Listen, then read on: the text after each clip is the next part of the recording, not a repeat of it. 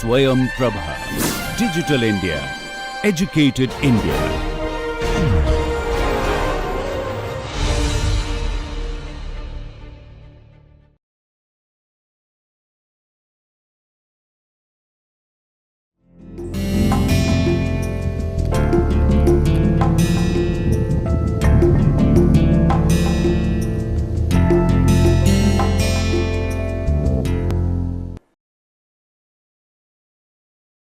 नमस्कार, मेरा नाम डॉक्टर पंकज कुमार झा है। मैं दिल्ली यूनिवर्सिटी स्थित मोतीलाल नेहरू कॉलेज में पॉलिटिकल साइंस पढ़ाता हूँ। मेरा area of concern public policy with special reference to policy based on flood and disasters.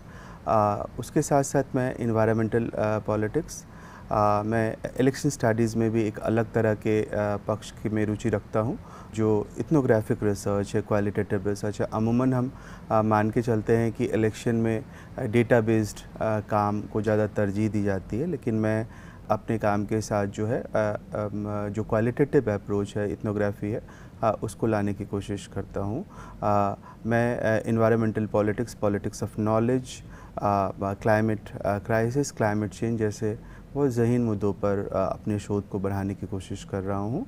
बहरहाल ministry of education, government of India और आईआईटी के संयुक्त प्रावधान में चलाए जा रहे स्वयं प्रभा इनिशिएटिव के तहत जो डिफरेंट कोर्सेज लॉन्च किए गए हैं, उसमें मैंने जिस कोर्स को लॉन्च किया है उसका शीर्षक है public policy decentralization and administration in India, जिसके तहत 20 लेक्चर्स की सीरीज मैं प्रस्तुत कर रहा हूँ। और उस 20 लेक्चर्स में बहुत व्यापक फलक पे जो है लोक नीति, विकेंद्रीकरण और प्रशासन के मुद्दों को डील करने की कोशिश की गई है।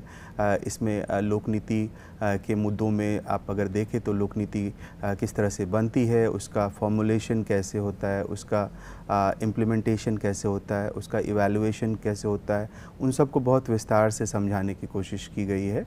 साथ ही साथ जो थॉमस आर डाई का मॉडल है उसको भी बहुत विस्तार से लोक नीति वाले सेगमेंट में बताया गया है, जिससे आप अवगत होंगे।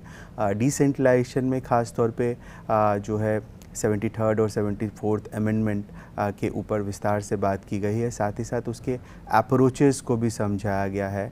फेजलर ने डिसेंट्रलाइजेशन से जुड़ा अप्रोच पब्लिक पॉलिसी में दिया है और वो अप्रोच की क्या प्रासंगिकता है। डिसेंट्रलाइजेशन को पढ़ते समय डिसेंट्रलाइजेशन, डेलीगेशन का क्या आपस में संबंध है, डिसेंट्रलाइजेशन में 3F का क्या मतलब है, जैसे फंड्स, फंक्शन और फंक्शनरी, इन सब को बहुत विस्तार से उस सेगमेंट में बताया गया है। तीसरा जो सेगमेंट है वो है एडमिनिस्ट्रेशन से जुड़ा, और एडमिनिस्ट्रेशन के अंतर्गत ही हम ख़ास तौर पे अलग अलग पक्षों पे बात कर रहे हैं। और 11वां, 12वां और 13वां जो और 14वां लगभग 4 लेक्चर जो है वो एडमिनिस्ट्रेशन और सिटीज़न के इंटरैक्शन पे बेस्ड रहा है, जिसमें अमूमन हम यही मान के चलते थे पहले तक कि जो प्रशासन है और नागरिक है उसके बीच में एक अंतराल है, खाई है, संवाद की कमी है।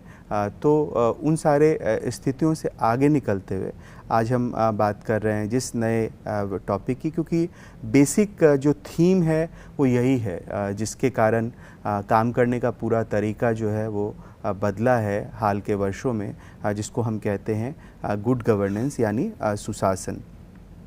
हुआ ये है, अगर आप देखेंगे गुड गवर्नेंस के पीछे की पूरी वास्तविकता को, तो किस तरह से जब 1975 के आसपास कई देशों में, कई मुल्कों में ऑयल क्राइसिस होता है, तेल संकट होता है, और उन सारे देशों को जो है वो ऋण चाहिए।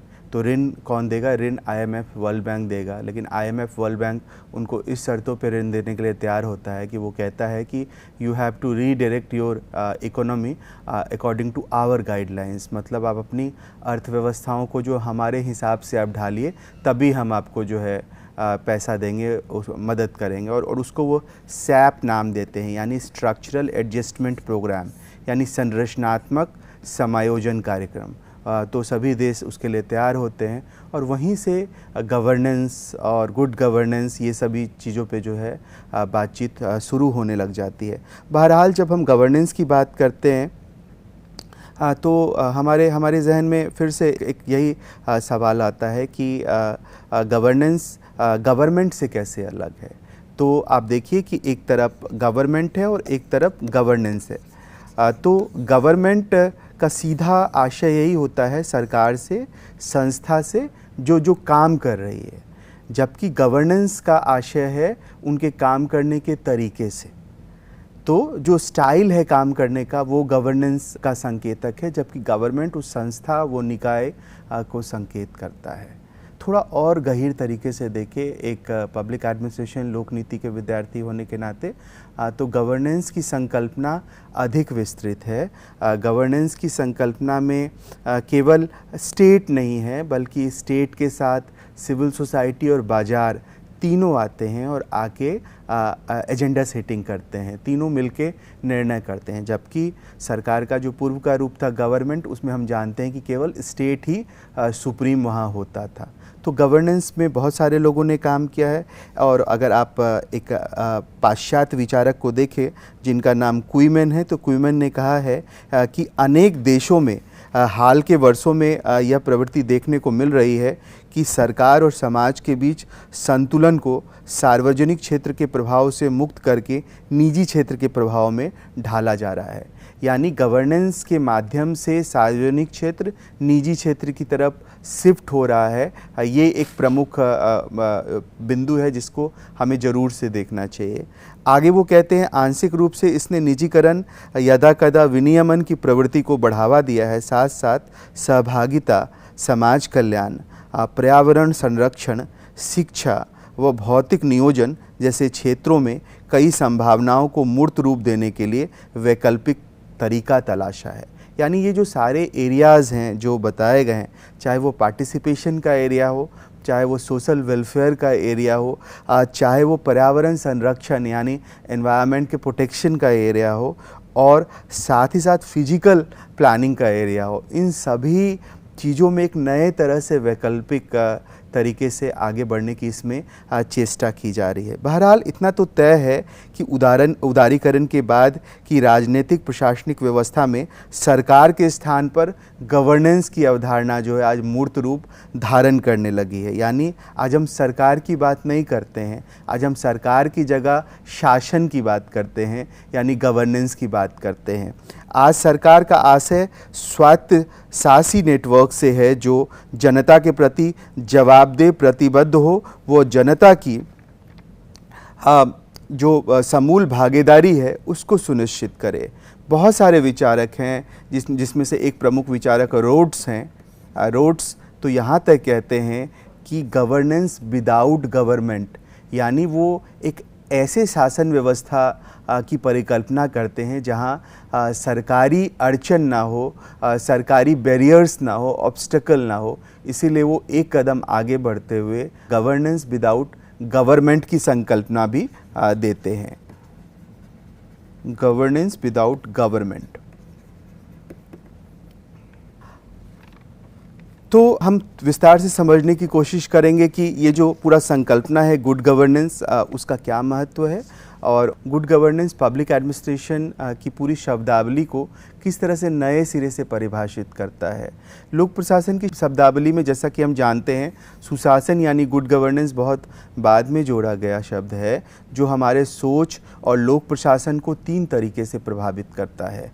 पहला, यह लोक प्रशासन के सीमा क्षेत्र यानी एरिया को व्यापक बनाता है और यह औपचारिक सरकार से आगे निकलने की कोशिश करता है। जो फॉर्मल गवर्नमेंट का नोशन है उससे वो आगे निकलने की कोशिश करता है। दूसरा, संपूर्ण अवधारणा एक संदर्भ में ऐड कंडीशनैलिटी से संबंधित है, यानी आप जब किसी को सहायता करते हैं, पैसे के रूप में सहायता करते हैं और उसके साथ शर्त भी जोड़ते हैं, उसके साथ भी गुड गवर्नेंस का कुछ ना कुछ संपर्क या संबंध है। और तीसरा, यह विशिष्ट रूप से एक लोकतांत्रिक अवधारणा है जो लोक प्रशासन को अधिक पारदर्शी, खुला और जवाबदेह बनाता है। मतलब ये डेमोक्रेटिक फ्रेमवर्क में लोक प्रशासन को, पब्लिक एडमिनिस्ट्रेशन को अधिक ट्रांसपेरेंट, अधिक ओपन और अधिक अकाउंटेबल बनाने की कोशिश करता है। इस रूप में देखें तो एक महत्वपूर्ण पड़ाव है लोक प्रशासन में। एक उसका सीमा क्षेत्र बदल रहा है, लोक प्रशासन में ऐड कंडीशनैलिटी आ रहा है, और परंपरागत रूप से जिस तरह से लोक प्रशासन को हम देख रहे थे वो लोकतांत्रिक परिप्रेक्ष्य में अधिक जीवंत प्रतीत होता है, क्योंकि ये पारदर्शी सरकार की बात कर रहा है, पारदर्शी शासन की बात कर रहा है, खुले शासन की बात कर रहा है और जवाबदेह शासन की बात कर रहा है। गुड गवर्नेंस की अवधारणा के संदर्भ में दो अलग अलग नज़रिया है। बहुत दिलचस्प है इसको समझना, क्योंकि अब तक हमने जो पढ़ा है, विद्यार्थियों को जो पढ़ाया जाता है मिनिस्ट्री में, तो हम यही मान के चलते हैं कि गुड गवर्नेंस का आशय जो है वो पाश्चात्य संदर्भ से है, वेस्टर्न फिलॉसफी से है। जबकि अगर आप देखें तो भारतीय संदर्भ भी है, कुछ भारतीय लेखन और चिंतन भी है जो कि गुड गवर्नेंस की पूरी अवधारणा को परिभाषित करने की कोशिश करता है। तो हम इस हिस्से में देखते हैं गुड गवर्नेंस यानी सुशासन से जुड़े भारतीय परिप्रेक्ष्य में क्या चर्चाएं हुई हैं, क्या बातचीत हुई हैं जो इसको वो मूर्त रूप देता है, उसको वो ज़्यादा वाइडर एक एम्बिट प्रदान करता है। सुशासन की अवधारणा उतनी ही पुरानी है जितनी भारतीय संस्कृति। शासक धर्म से बंधे होते हैं जिन्हें लोकप्रिय रूप से राजधर्म कहा जाता है, जिसका विशेष रूप से अर्थ लोगों को सुशासन सुनिश्चित करना होता है। मीन्स जब हम ट्रेडिशनली बात करते हैं शासन की, तो शासन का मतलब राजा का एक तरह से जो वो राजधर्म का पालन करता है, प्रजा के प्रति, लोगों के प्रति उन्हें बेहतर शासन, बेहतर व्यवस्था मुहैया कराता है, वो गवर्नेंस है। राजधर्म was the code of conduct और rule of law that was superior to the will of ruler and governed all his actions। राजधर्म आचार संहिता या कानून का नियम है जो शासक की इच्छा से श्रेष्ठ था और उसके सभी कार्यों को नियंत्रण करता था। यानी शासक की इच्छा जो है वो हीन है राजधर्म के आगे, क्योंकि राजधर्म में जो है, जो राजधर्म का मूल मंतव्य है वो है प्रजा का कल्याण करना, प्रजा के हितों का संरक्षण करना। जबकि जो शासक है, शासक कई बार संकीर्ण हितों से भी प्रेरित होता है, इसीलिए शासक के हित से ये ऊपर है और राजा के जो सभी कार्य हैं वो उसी राजधर्म के द्वारा जो है वो प्रेरित होंगे, राजधर्म के द्वारा जो है वो आगे बढ़ेंगे। सुशासन के संदर्भ में वर्णित प्राचीन भारतीय धर्म ग्रंथ हो, महाभारत के शांति पर्व, शुक्राचार्य के नीति शास्त्र, पाणिनि लिखित अष्टाध्यायी, ऐत्रेय ब्राह्मण, वाल्मीकि कृत रामायण और विशेष रूप से कौटिल्य कृत अर्थशास्त्र में इसका मिलता है। यानी इसके रेफरेंसेस अगर आपको देखने हैं तो आपके इतने सारे संदर्भ आपको जो है वो मिल सकता है। महाभारत का शांति पर बहुत इंपॉर्टेंट है, शुक्राचार्य का नीति सार भी बहुत इंपॉर्टेंट है, पाणिनि का अष्टाध्यायी, ऐत्रेय ब्राह्मण भी जो है बहुत इंपॉर्टेंट है, वाल्मीकि कृत रामायण, इन सब में, और कौटिल्य का अर्थशास्त्र, सब में कहीं ना कहीं सुशासन के कुछ न कुछ सूत्र आपको देखने को मिलेंगे। In Arthashastras principles of good governance declare as in the happiness of his people lies a king's happiness, in his welfare, whatever pleasure himself he shall not consider as good, but whatever pleasure his people he shall consider as good। मतलब अपनी प्रजा के सुख में ही राजा का सुख जो है वो निहित है, उनके सुख में उनका कल्याण निहित है। वह स्वयं भी जो सुख चाहेगा उसे अच्छा नहीं मानेगा, परंतु अपनी प्रजा का जो सुख प्राप्त करेगा उसे वो अच्छा मानेगा। मतलब एक राजा को बहुत वाइडर कंसेप्ट में यहाँ दिखाया गया है। आप देख सकते हैं राजा का आशय जो अर्थशास्त्र है उसके हिसाब से वो है जो प्रजा के सुख को परम मानता है। अगर प्रजा खुशी है, अच्छा खेतीबाड़ी होता है, संपन्नता आती है, प्रजा हर्ष उल्लास से वो लबरेज हैं, तब राजा भी उससे खुश है। और अगर आपदा आ जाती है, विनाश हो जाता है, युद्ध हो जाता है और उससे प्रजा जो है वो पीड़ित है, तो राजा भी उससे पीड़ित है। तो एक तरह से बहुत वाइडर कंसेप्ट में गवर्नेंस को यहाँ डिफाइन करने की कोशिश की गई है। बहुत विस्तृत संदर्भ में यहाँ सुशासन को परिभाषित करने की गई है, जहाँ राजा का प्रजा के साथ कनेक्शन के इर्द गिर्द जो है वो सुशासन की पूरी कंसेप्ट है, उसको नर्चर किया गया है। शांति पर्व महाभारत का बहुत इम्पॉर्टेंट एक पार्ट है और in Shanti Parva of Mahabharata has explored the importance of good governance in society. According to Shanti Parv, the king must compensate to the people of all the section of society on the welfare of the people. Mahabharata का शांति पर्व में समाज में सुशासन के महत्व का पता लगाया गया है। शांति पर्व के अनुसार राजा को लोगों के कल्याण पर समाज के सभी वर्गों के प्रति दयालु होना चाहिए। मतलब अगर आप शांति पर्व भी देख रहे हैं तो राजा अपने स्थान पे समाज को फोकस कर रहा है, ये तो इम्पोर्टेंट बात है ही, लेकिन समाज में भी वो सभी वर्गों को एक चश्मे की नज़र से देख रहा है। ये बहुत इम्पोर्टेंट बात है। राजा के लिए समाज का सभी सेक्शन जो है उसके वेलफेयर की चिंता है, उसके कल्याण की चिंता है, और ये जो डायमेंशन है वो कहीं ना कहीं एक राजा के दायित्व को जो है वो बढ़ाता है। तो पिछले में भी आपने देखा महाभारत में राजा प्रजा के सुख से सुखी है, प्रजा के दुख से दुखी है। वैसे ही शांति पर्व में राजा बहुत जो है कंपनसेट जो है कर रहा है कि वो समाज के सभी वर्गों का जो है कल्याण हो, समाज का सभी वर्ग जो है वो उन्नति करे। तो एक तरह से बहुत ब्रॉडर संदर्भ में जो इंडियन टेक्स्ट है वो सब राजा का भी वर्णन कर रहा है और राजा के वर्णन करने के साथ साथ उनके क्रियाकलाप, उनकी उपलब्धियों और उनके महामात्यों का भी वर्णन कर रहा है। तो राजा अगर युद्ध भी कर रहा है, राजा अगर धन का संरक्षण भी कर रहा है, तो सब कुछ ना कुछ प्रजा के हित को ध्यान में रख के ही कर रहा है। ये इम्पोर्टेंट है और उसके साथ इसको देखने की ज़रूरत है। ऋग्वेद बहुत महत्वपूर्ण टेक्स्ट है अगेन बहुत, और ऋग्वेद में कहा गया है आत्मनो मोक्षार्थ जगतिदाय च, अर्थात जो आत्मा के हित के लिए, वो जगत के कल्याण के लिए काम करे वही सच्चा संत है। मतलब आत्मा के हित के लिए काम करे। आत्मा का हित आपका क्या कहता है? अकॉर्डिंग टू ऋग्वेदा आत्मा का हित है यहाँ सर्वजन हिताय सर्वजन सुखाय, यानी सभी लोगों का हित जिसमें पूर्ति हो, सभी लोगों को जिसमें सुख मिले। और जहाँ सभी लोगों के हित की पूर्ति होगी, सभी लोगों को सुख मिलेगा, वहाँ जगत में जो है कल्याण होगा। और जो व्यक्ति इन सभी कार्यों को उसी दिशा में प्रोन्नत करता है वही व्यक्ति जो है वो सच्चा संत है, यानी वही व्यक्ति जो है वो राजा बनने योग्य है। तो समकालीन सुशासन के दृष्टिकोण में हम देखते हैं जो स्मार्ट सरकार का प्रचलन है, उसके संदर्भ में शुक्राचार्य ने आज से हजारों वर्ष पूर्व वर्णन किया था। हम देख रहे हैं कि समकालीन जब हम गवर्नेंस की बात कर रहे हैं तो वहाँ एक तरह से स्मार्ट जो है सरकार का प्रचलन है। कल भी हमने क्लास में बताया था स्मार्ट का जो मतलब है वो आप जानते हैं कि कैसे इसमें अकाउंटेबिलिटी है, कैसे रिस्पॉन्सिबिलिटी है, कैसे ट्रांसपेरेंसी है, कैसे मोरल है, कैसे सिंपल है। तो स्मार्ट गवर्नमेंट का कंसेप्ट अभी बहुत पॉपुलर है गुड गवर्नेंस के का जो वेस्टर्न लिटरेचर है उसके अंतर्गत।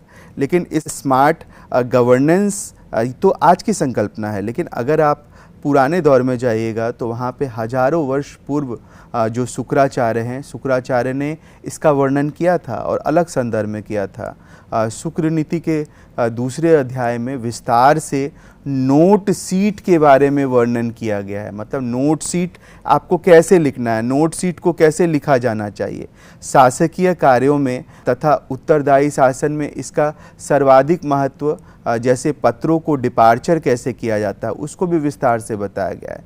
तो अभी हम जितना इक्विप्ड हो गए हैं टेक्नोलॉजी के साथ, हम जितना मैनुअल काम को कम कर रहे हैं और ई गवर्नेंस के थ्रू हम इंटरनेट लेड टेक्नोलॉजी का यूज़ करते हुए काम कर रहे हैं, तो हम एक एक चीज़ के प्रति, अपने अकाउंटिंग के प्रति, अपने राइटिंग के प्रति, अपने नोट सीट के प्रति बहुत सजग हो गए हैं। लेकिन आप आज से हजारों वर्ष पूर्व अगर जाएंगे तो शुक्र नीति के लिटरेचर में भी ये आपको मिलता है। शुक्र नीति के लिटरेचर में ये साफ कहा गया है कि किस तरह से जो है नोट शीट लिखा जाता है, कैसे जब आप पत्र लिख लेते हैं तो उसको डिपार्चर किया जाता है। जब वो डिपार्चर होगा तो किन किन माध्यमों तक रियल व्यक्ति तक वो पहुंचेगा, वहाँ बिचौलिया की क्या भूमिका होगी, किस तरह से वहाँ पे डेडलॉक हो सकता है, उससे कैसे समाधान हम निकालेंगे। तो इन सारे स्थितियों में जो है उसको वहाँ देखा गया है। तो हमने इस हिस्से में अभी तक देखा कि किस तरह से गुड गवर्नेंस का भारतीय परिप्रेक्ष्य आपको दिखाई पड़ता है,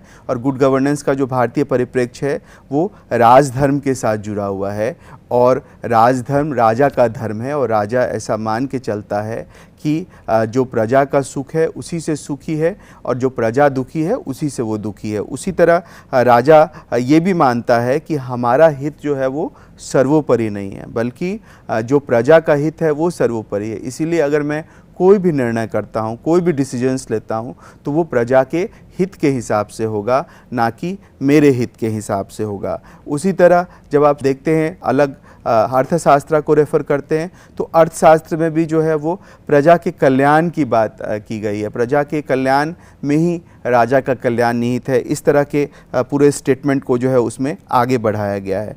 उसी तरह आप शांति पर्व देख रहे हैं तो वहाँ कह रहे हैं कि समाज के सभी वर्गों का कल्याण के प्रति जो है राजा बहुत उत्सुक और उत्साही यहाँ दिखाई पड़ता है। और फाइनली ऋग्वेद में देख रहे हैं कि कहा जाता है कि कैसे आत्मा के हित के लिए, जगत के कल्याण के लिए जो काम करेगा वो ही रियल संत होगा। और स्मार्ट की अवधारणा को भी औपनिवेशिक मतलब ऐतिहासिक काल में शुक्राचार्य के काम, उसके रेफरेंस के माध्यम से जो है वो देखा जा सकता है। अब हम बात करते हैं गवर्नेंस से जुड़े पाश्चात्य संदर्भ की। जैसा अभी तक हमने भारतीय संदर्भ में गवर्नेंस को देखने की कोशिश की, शुक्राचार्य के माध्यम से, अर्थशास्त्र के माध्यम से, जो डिफरेंट टेक्स्ट हैं शांति पर्व के माध्यम से। लेकिन पाश्चात्य संदर्भ में गवर्नेंस के बारे में जो बातचीत की जा रही है वो हालांकि नया लेखन है, लेकिन पॉलिसी डिस्कोर्स में इस लेखन का खास महत्व है। तो इस संदर्भ में पाश्चात्य संदर्भ पे ज़रूर बातचीत की जानी चाहिए। और इसमें जब आप पाश्चात्य संदर्भ में गवर्नेंस को देखते हैं तो जैसा कि ऊपर बताया, क्वीमेन और रॉड्स जैसे विचारकों ने तो गवर्नेंस को परिभाषित किया ही है और गवर्नेंस को बहुत व्यापक फलक पर लाने की कोशिश की है।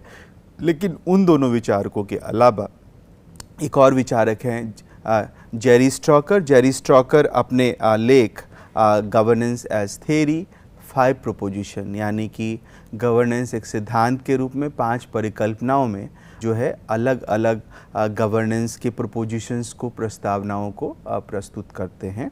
पहला जो प्रोपोजिशन है वो है governance refers to a set of institutions and actors that are drawn from but also beyond government, यानी शासन से तात्पर्य संस्थानों और अभिनेताओं या एक्टर्स के एक समूह से है जो सरकार से तो आते हैं लेकिन सरकार से परे भी होते हैं। मतलब गवर्नेंस का जो ये डिफिनेशन है, अगर आप गवर्नमेंट की बात करते तो सेट ऑफ इंस्टीट्यूशन और एक्टर्स जो है वो सरकार है, लेकिन यहाँ गवर्नेंस की बात करें तो गवर्नेंस की उत्पत्ति ऐसा नहीं कि कहीं बहुत पृथक रूप से हो रही है, वो सरकार के ही शासन करने का चूँकि तरीका है। इसीलिए गवर्नेंस में हम ये कह रहे हैं कि ये सेट ऑफ रूल्स तो है और एक्टर्स तो है जो कि गवर्नमेंट से ही निकलता है, लेकिन वो एक कदम बियॉन्ड है सरकार से। सरकार को आगे बढ़ने, सरकार को आगे देखने, सरकार को आगे नीति बनाने का एक तरह से एक दर्पण प्रस्तुत करता है। तो इस लिहाज से देखें तो गवर्नेंस की जो शब्दावली है वो अधिक विस्तृत प्रतीत होती है गवर्नमेंट से, अगर आप जेरी स्ट्रॉकर के पहले प्रोपोजिशन को समझ रहे हैं तो। दूसरा जो प्रोपोजिशन है वो कहता है governance identifies the blurring of boundaries and responsibilities for tackling social and economic issues, यानी शासन सामाजिक और आर्थिक मुद्दों से निपटने के लिए सीमाओं और जिम्मेदारियों के धुंधलेपन की पहचान करता है। ये बहुत इम्पॉर्टेंट डिमेंशन है। आप अगर देखिएगा तो ये क्या कह रहा है, और ये क्यों कह रहा है कि हमें सोशल और इकोनॉमिक इश्यूज जो है और उसको टैकल करने के लिए बाउंड्रीज़ को ब्लर करना है, बाउंड्रीज़ को समाप्त करना है। क्योंकि जहाँ सरकार होती है तो सरकार के साथ आप जानते हैं कि वहाँ पे बाउंड्रीज़ होती है, वहाँ सीमाएं होती हैं, वहाँ अड़चन होती हैं, वहाँ अत्यंत नीतियाँ होती हैं, अत्यंत कानून होता है। तो जहाँ कानून अधिक होगा वहाँ काम में अड़चन आएगी। इसीलिए गवर्नेंस क्या आइडेंटिफाई कर रहा है? गवर्नेंस आइडेंटिफाई कर रहा है कि हमारे पास एक अहम जिम्मेदारी क्या है, सामाजिक और आर्थिक मुद्दों को डील करना। और सामाजिक और आर्थिक मुद्दों को अगर हम डील करना चाहते हैं तो जो बाउंड्रीज़ हैं, जो रिस्पॉन्सिबिलिटीज़ हैं, उसको हमें धुंधला करना पड़ेगा, उसको हमें ब्लर करना पड़ेगा, उसको हमें ख़त्म करना पड़ेगा। तो इस लिहाज से जो है यहाँ पे boundaries, traditional rules and regulation, जहाँ लेट लतीफ़ी बहुत है, उन सब से आगे बढ़ने की एक कोशिश है ताकि सोशल और इकोनॉमिक जो इश्यूज़ हैं उसको हम एड्रेस कर पाए। तीसरा जो आइडेंटिफिकेशन दिया है जेरी स्ट्रॉकर ने, वो भी बहुत ही महत्वपूर्ण है। अगर आप देखें तो जेरी स्ट्रॉकर तीसरे डेफिनेशन में कहते हैं कि governance identifies the power dependence involved in the relationship between institution involved in collective action. यानी कि शासन सामूहिक कार्यों में शामिल संस्थानों के बीच संबंधों में शामिल शक्ति निर्भरता की पहचान करता है। मतलब गवर्नेंस एक ज़्यादा मुझे लगता है कि प्रोग्रेसिव अवधारणा है जो गवर्नमेंट से आगे है, क्योंकि गवर्नेंस क्या कर रहा है कि जो कलेक्टिव एक्शंस हैं, जो मूवमेंट चल रहा है, जो आंदोलन चल रहा है देश दुनिया में, उसके अंदर जो संस्थाएं काम कर रही हैं और उन संस्थाओं में जो शक्ति का संबंध है, मतलब कोई ऊपर है, कोई नीचे है, कोई आधिपत्य कर रहा है, कोई पराधीन स्थिति में है, तो पावर गेम हर जगह है। तो उस पावर गेम को भी आइडेंटिफाई करता है गवर्नेंस। तो अपने आप में जो गवर्नेंस की अवधारणा है वो बहुत आमूलचूलकारी है अगर आप उस संदर्भ में अगर देखें तो, क्योंकि वो क्या कर रहा है, आप देख रहे हैं कि जो बाउंड्री जो इंस्टीट्यूशंस के अंदर कलेक्टिव एक्शंस हो रहे हैं, जो सामूहिक क्रियाएं हो रही हैं, आंदोलन हो रहा है, उसके अंदर जो संस्थाएं इन्वॉल्व हैं उनके पावर रिलेशन को भी फोकस करता है। अगला जो प्रोपोजिशन है जो जेरी स्ट्रॉकर दे रहे हैं, वो कहते हैं governance is about autonomous self governing network of actors. ये भी अपने आप में महत्वपूर्ण है जब आप कह रहे हैं कि autonomous self governing network of actors. मतलब है कि गवर्नेंस क्या है, अभिनेताओं या एक्टर्स के स्वायत्तशासी नेटवर्क के बारे में है। यहाँ एक्टर्स का मतलब है ABCD, यानी कोई सिविल सोसाइटी हो सकता है, कोई NGO हो सकता है, कोई MNCs हो सकता है, वो यहाँ एक्टर्स है। तो ये कह रहे हैं कि ये सभी जो है वो ऑटोनॉमस है, यानी स्वायत्त है, और वो स्वायत्त होने के कारण एक तरह का नेटवर्क का सृजन करता है और वो नेटवर्क को सस्टेन करता है, जो सरकार से अलग भी है और सरकार को जो है कई बार चेक एंड बैलेंस भी करता है। सरकार जिस कार्यों में फंसती है वहाँ सरकार को फैसिलिटेट भी करता है। तो उस लिहाज से देखा जाए तो ये ज़्यादा विस्तृत अवधारणा है जो गवर्नेंस का है। और पांचवा जो देते हैं प्रोपोजिशन जेरी स्ट्रॉकर, वो कहते हैं governance recognizes the capacity to get things which doesn't rest on the power of government to command use और यूज इट्स ऑथोरिटी। शासन उन चीज़ों को प्राप्त करने की क्षमता को पहचानता है जो सरकार की शक्ति पर निर्भर नहीं करती है कि वह उपयोग का आदेश दे या अपने अधिकार का प्रयोग करे। मतलब वो सरकार के ऊपर डिपेंड नहीं है कि सरकार हमें आदेश देगा और हम, सरकार का कुछ प्राधिकार है और हम उसे मानेंगे और उसको करेंगे, ऐसा नहीं है। बल्कि वो एक अलग कैपेसिटी में काम करता है, वो सरकार से बेहतर तरीके से काम करता है। तो इस पूरे संदर्भों में आपने देखा है कि किस तरह से ये जो डेफिनेशंस है, ये डेफिनेशंस जो है बहुत महत्वपूर्ण है। अगर एक बार सरसरी नज़र से फिर से देखें, क्योंकि जैरी स्ट्रॉकर की ये प्रोपोजिशन बहुत इंपॉर्टेंट है। ये पूरा एक लेख है जो आप देख सकते हैं, public administration reader, Oxford publication की किताब है। उसमें ये एक पूरा आर्टिकल है जैरी स्ट्रॉकर का। तो मैं हमेशा बोलता हूँ कि आप छिटपुट जो फैक्ट्स को ग्रहण करते हैं वो तो इम्पोर्टेंट है ही, लेकिन इस तरह के एकेडमिक राइटिंग से जब आप कुछ सब्सटेंशियल मटेरियल भी लेते हैं तो वो आपके अंडरस्टैंडिंग को पुष्ट करता है, आपके नोट्स को पुष्ट करता है, और उससे आपका एक अलग तरह से एक समझ विकसित होता है समाज विज्ञान को समझने का। तो जैरी स्ट्रॉकर ये 5 प्रोपोजिशन देते हैं। पहला क्या कह रहा है कि वो इंस्टीट्यूशन सरकार में है और सरकार से एक कदम आगे है।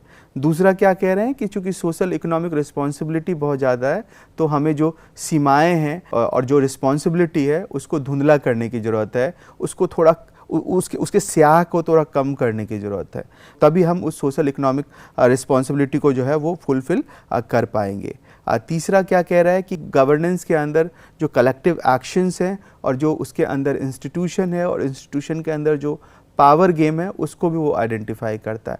फोर्थ क्या कह रहा है? फोर्थ कह रहा है गवर्नेंस का मतलब है एक स्वायत्तशासी नेटवर्क और जो कि ऑटोनॉमस होता है। एंड फाइनली कह रहा है ये सरकार पे डिपेंड नहीं है, सरकार के अथॉरिटी पे डिपेंड नहीं है, सरकार के कमांड पे डिपेंड नहीं है, इसका खुद का अपना कैपेसिटी होता है और उस कैपेसिटी के साथ जो है वो आगे बढ़ता है और आगे बढ़ के काम करने की कोशिश करता है। अगले हिस्से में हम देख रहे हैं कि ये पूरा जो कंसेप्ट है गुड गवर्नेंस या जिसको सुशासन कहते हैं, वो सबसे पहले पॉलिसी डिस्कोर्स में कैसे आता है।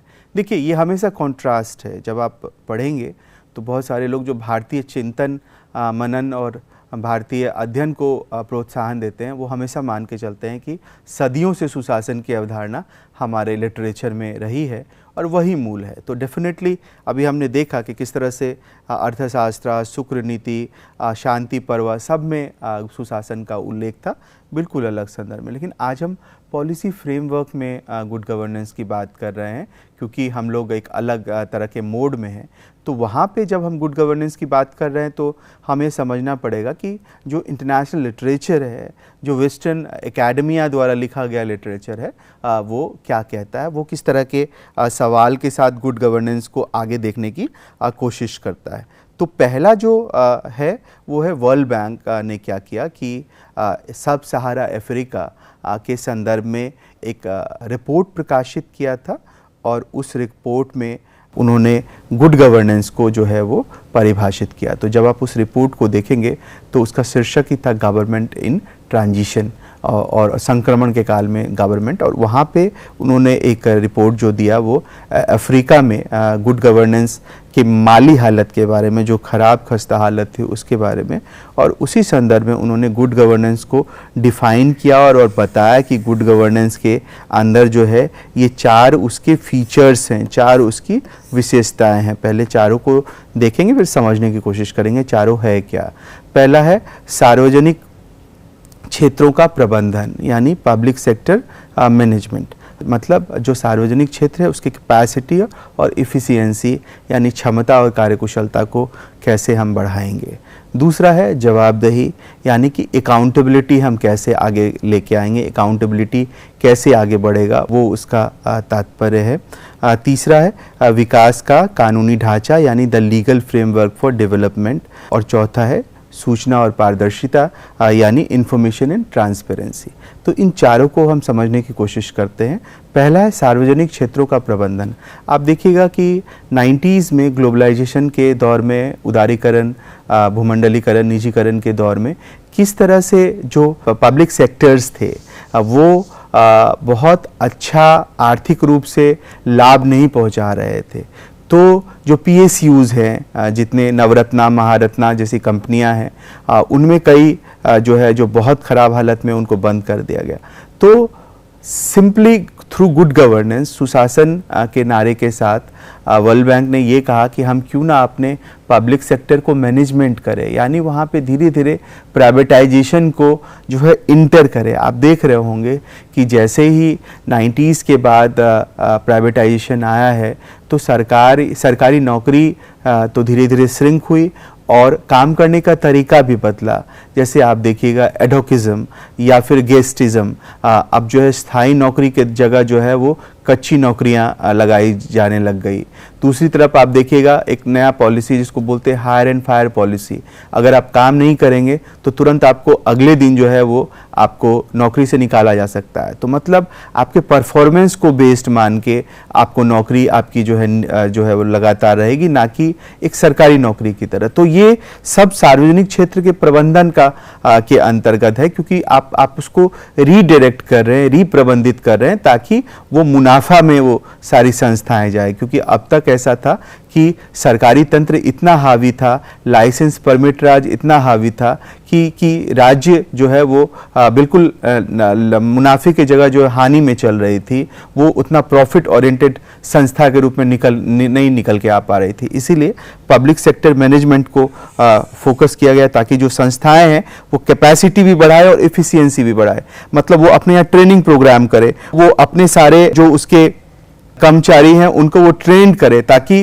वो बेहतर काम कर पाए। तो ये एक अलग दायरा है, आप देखिए, काम करने का और वहाँ से वो निकलने का। नेक्स्ट वन है वो है जवाबदेही यानी अकाउंटेबिलिटी। पहले तक किसी ने नहीं सोचा था कि सरकार या राज्य जैसी संस्था जवाबदेह बनेगी, मतलब वो उसके अंदर अकाउंटेबिलिटी होगा। लेकिन आज ये संभव है कि राज्य जो है वो अकाउंटेबल है। अकाउंटेबल किसके प्रति है? आखिर अकाउंटेबल है जनता के प्रति। अकाउंटेबल क्यों है जनता के प्रति? क्योंकि जनता एवरी सर्टेन टाइम पीरियड के बाद थ्रू इलेक्शंस अपने नेताओं को चुनती है, और नेता इलेक्शंस में यही काम करने, उनको गवर्नेंस बहाल करने का जो है वादा करते हैं। आप देखिएगा हिंदी हार्टलैंड के सारे स्टेट, चाहे वो बिहार हो, यूपी हो, मध्य प्रदेश हो, इनफैक्ट दिल्ली हो, हर जगह गवर्नेंस, गुड गवर्नेंस उनके स्लोगन में रहता है। सरकार की नीतियों में उन्होंने लगाया हुआ है कि हम गुड गवर्नेंस को स्टैब्लिश करेंगे। तो मतलब सिंपल बात है कि आप यानी उस जनता के प्रति जवाबदेह हैं जिन्होंने आपको वोट देके जिताया है, और आप अगली बार भी जब चुनाव में जाएंगे तो उन जनता को बोलेंगे कि हमने आपको ये सुविधा दिया है, मैंने आपको ये फैसिलिटी दिया है, तो आप जो है मुझे वोट करिए। तो ये एक अलग डायरेक्शन में आप देख रहे हैं काम हो रहा है।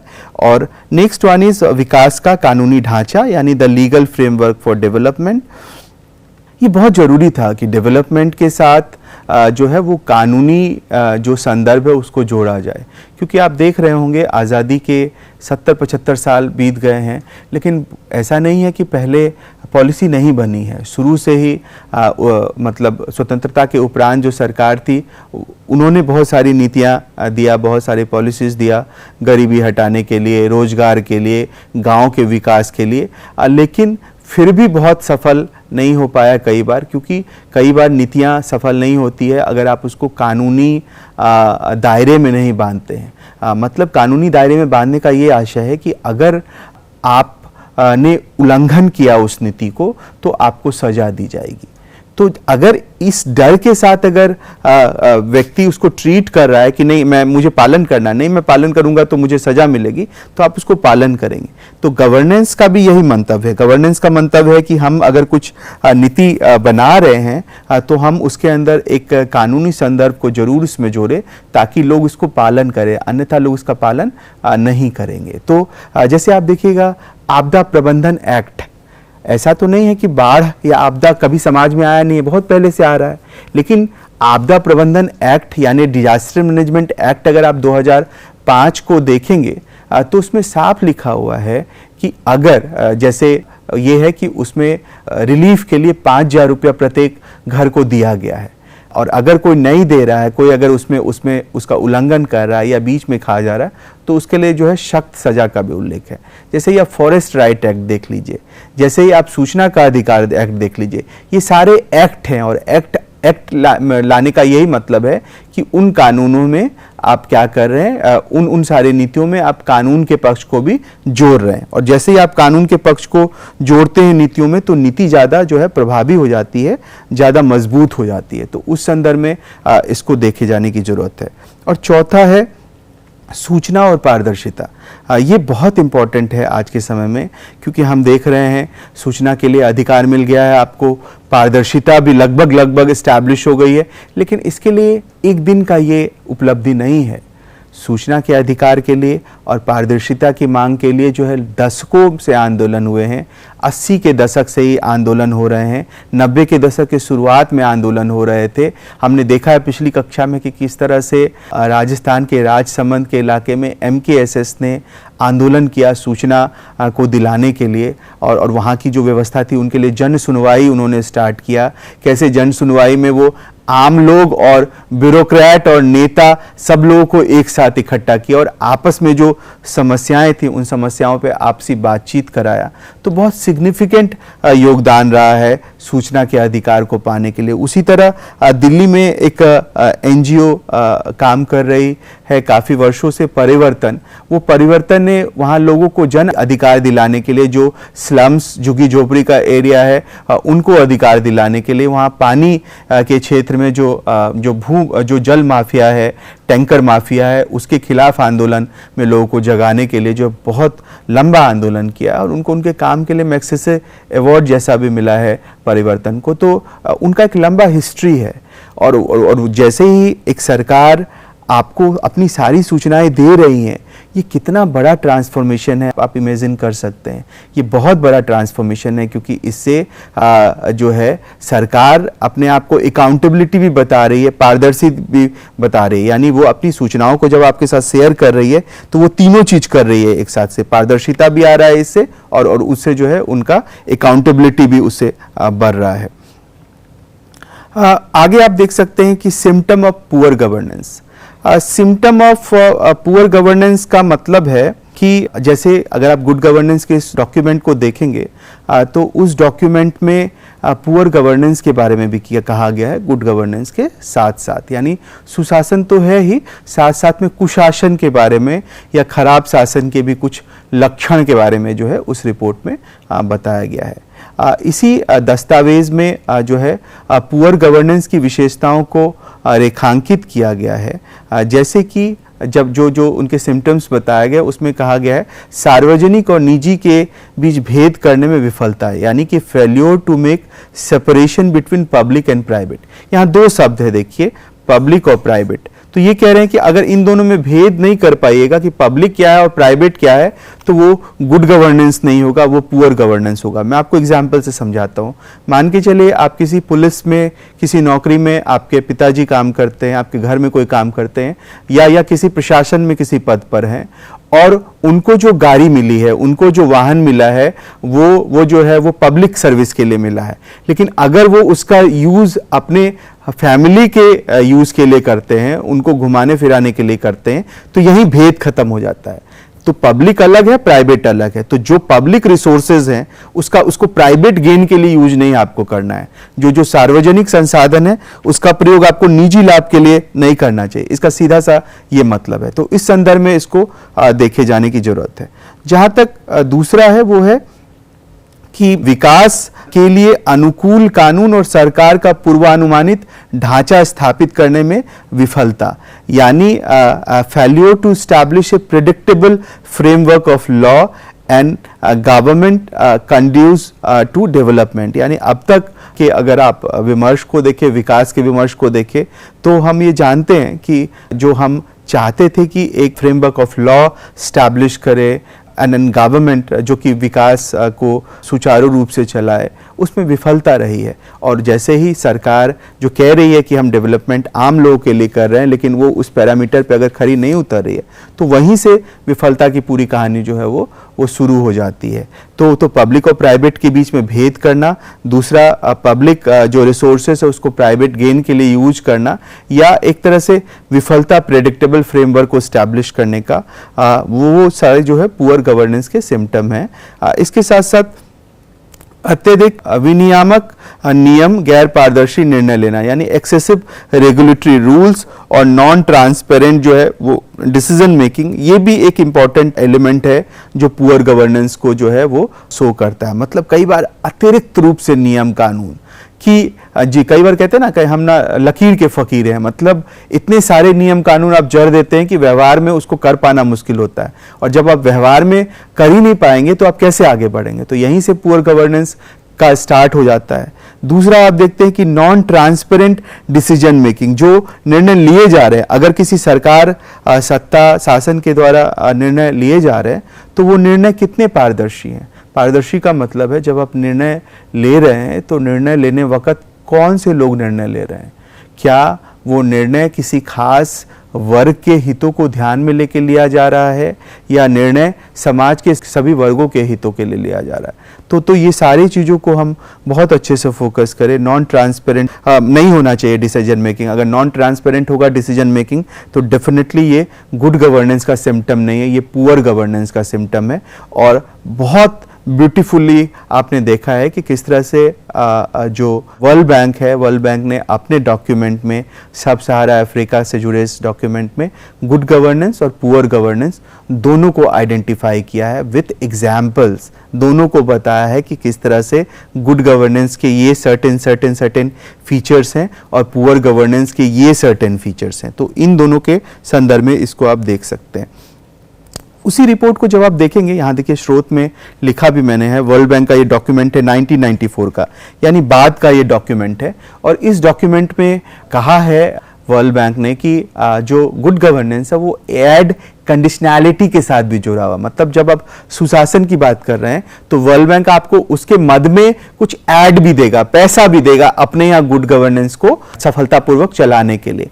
अब वो जो आपको पैसा देगा तो वो कैसे देगा, उसका क्या मापदंड होगा, किस तकाजे के आधार पे वो आपको पैसा देगा।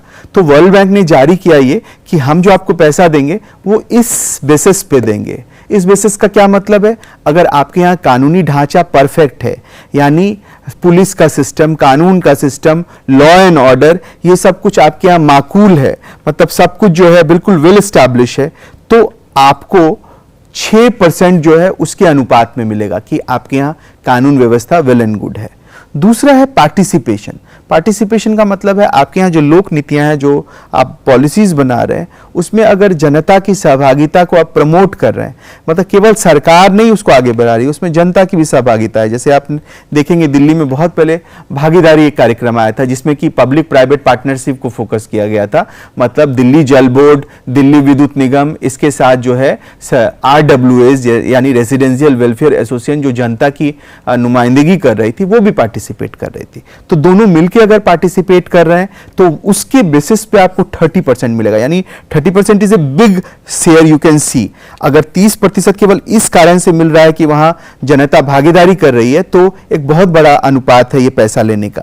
Third one is state owned enterprises reform, यानी कि जो भी राज्य के अंदर जो निकाय हैं, जो संस्था है, उसको क्या रिफॉर्म किया गया है या अभी वो स्टेट के कंट्रोल में है। जैसे आपने देखा कि धीरे धीरे आप निजीकरण कर रहे हैं, अगर वो निजीकरण कर रहे हैं, रिफॉर्म कर रहे हैं, तो उसके बेसिस पे भी आपको 33% मिलेगा। जैसे आप देख रहे हैं कि हर जगह स्टेट में भी कॉन्ट्रैक्चुअल ठेका की नौकरी और इस तरह की चीजें आ गई हैं परमानेंट जॉब की जगह, तो इस पे 33% आपको।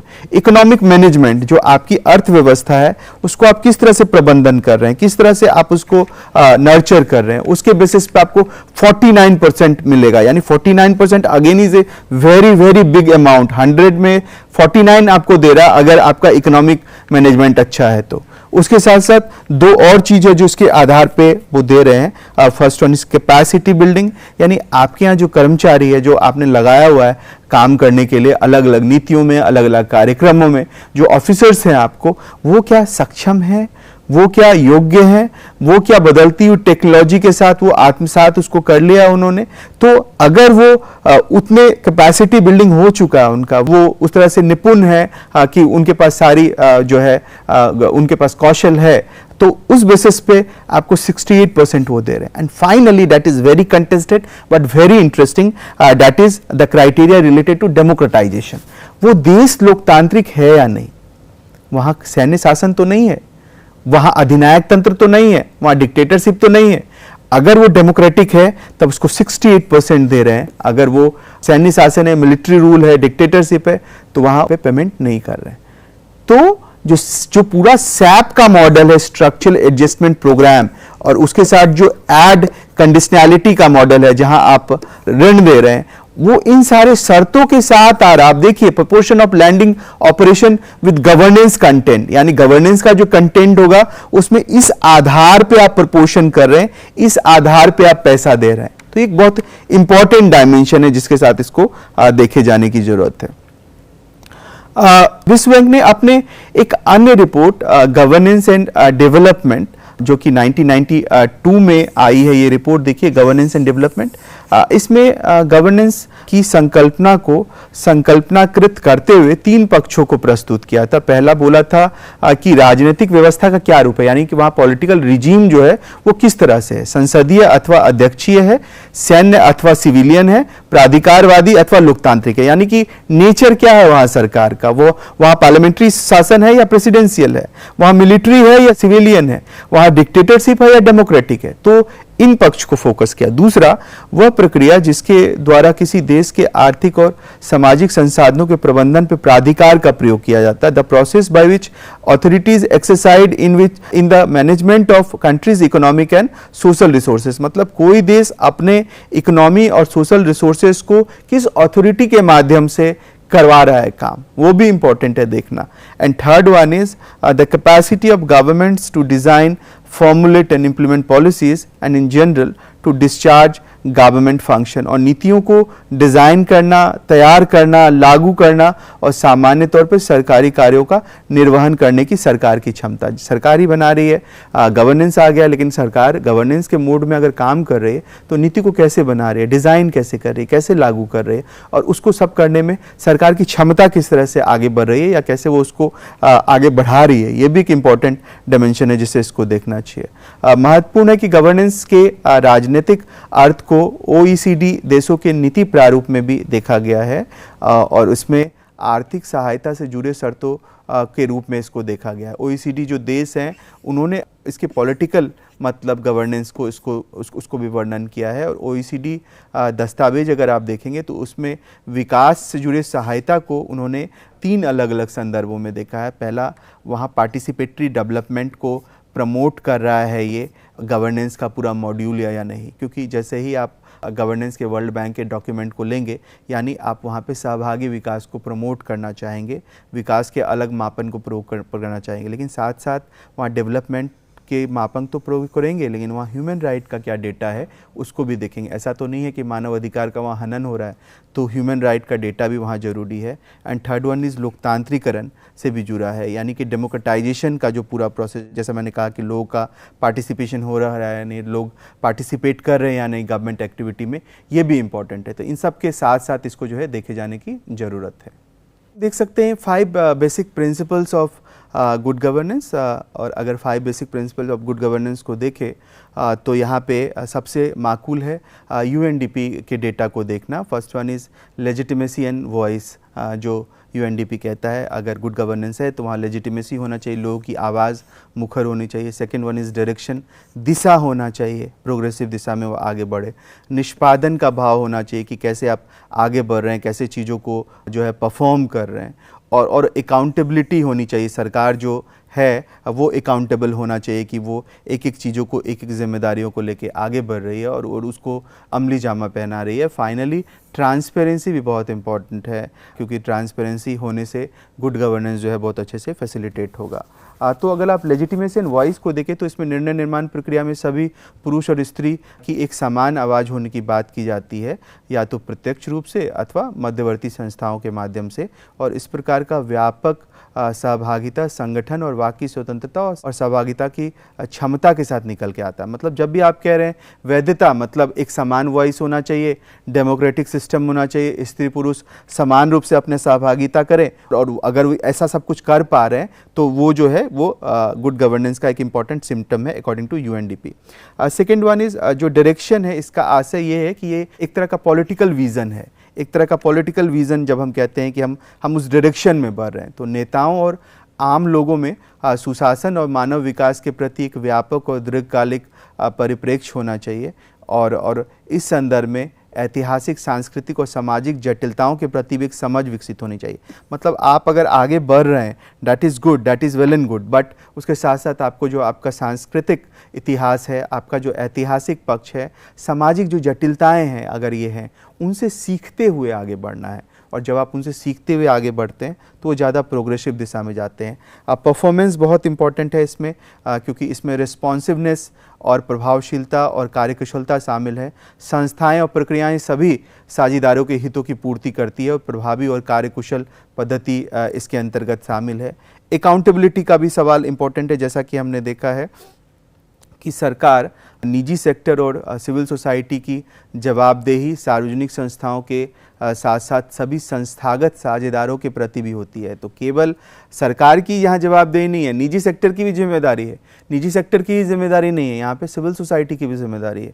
तो सभी अगर जिम्मेदारी के साथ काम करेंगे तो अकाउंटेबिलिटी जो है उसमें होगा ही होगा। And finally transparency is also very important factor, कि पारदर्शिता सूचनाओं के प्रभाव से निर्धारित होती है और प्रक्रियाएं, संस्थाएं और सूचनाएं प्रत्यक्ष रूप से उनको सुलभ होती है जो प्रत्यक्ष रूप से उससे प्रभावित होते हैं। यानी जो प्रभावित हो रहे हैं, जो डायरेक्टली कहीं ना कहीं इन्फ्लुएंस है, उनको सूचना मिले, उनको सही सूचना मिले, उनको सटीक सूचना मिले और उनको व्यवस्थित सूचना मिले, तो कहीं ना कहीं जाके तब वो सिस्टम जो है वो अधिक प्रॉपर तरीके से जो है वो काम करता है।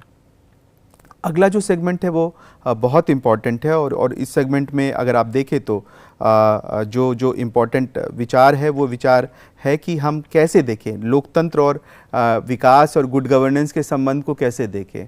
तो as restrictive definition of democracy in term of formal institution and procedure alone necessarily follows from the outline of politics.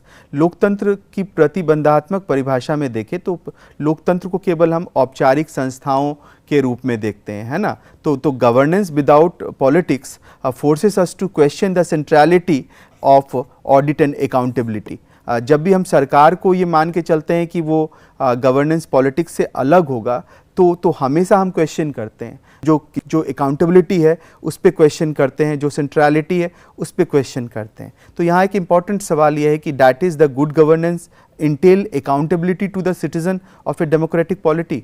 क्या सुशासन जो है वो लोकतांत्रिक राजनीति में लोगों के बीच जवाबदेही को तय करता है, और are the landing institution its chief auditors, या फिर ऋण देने वाली संस्था या मुख्य लेखा परीक्षक इसके प्रति ज़्यादा जवाबदेह होते हैं।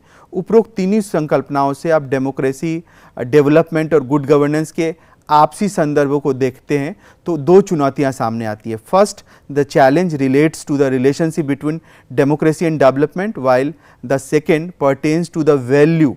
पहला तो डायरेक्ट रिलेशनशिप के बीच का संबंध है कि डेमोक्रेसी और डेवलपमेंट के बीच का क्या संबंध है। मैं आपको थोड़ा और व्यवस्थित तरीके से समझाता हूं। दरअसल जब भी हम बात करते हैं डेमोक्रेसी और डेवलपमेंट की तो दो तरह का आपको नैरेटिव सामने आता है। पहला नैरेटिव यह है कुछ ऐसे देशों का जो डेमोक्रेटिक तो हैं लेकिन डेवलप नहीं है उस तरह से, और कुछ ऐसे देश हैं जो डेवलप हैं लेकिन डेमोक्रेटिक नहीं है, और कुछ ऐसे देश हैं तीसरे जो दोनों को साथ लेके चल रहे हैं। तो भारत उन देशों में से है जो डेमोक्रेसी और डेवलपमेंट दोनों को साथ लेके चल रहा है। लेकिन आप देखिएगा नॉर्थ कोरिया जैसे जो देश हैं वो डेवलप हैं लेकिन वो डेमोक्रेटिक नहीं है। तो इनके जो आपसी संबंध है उसके बीच में बहुत अलग अलग तरह का जो है आपको एक नज़र आएगा जो नैरेटिव है, और उस नैरेटिव को अलग अलग तरीके से हम समझ सकते हैं। लेकिन ये फाइनली बहुत सुंदर है, ये लेफ्टविच ने जो कहा है, जब वो विकास को लोकतंत्र के साथ यानी डेवलपमेंट को वो डेमोक्रेसी के साथ और कल्याण के साथ जब तुलना करते हैं तो वो कहते हैं तीन अलग अलग श्रेणी दिखाई पड़ती है।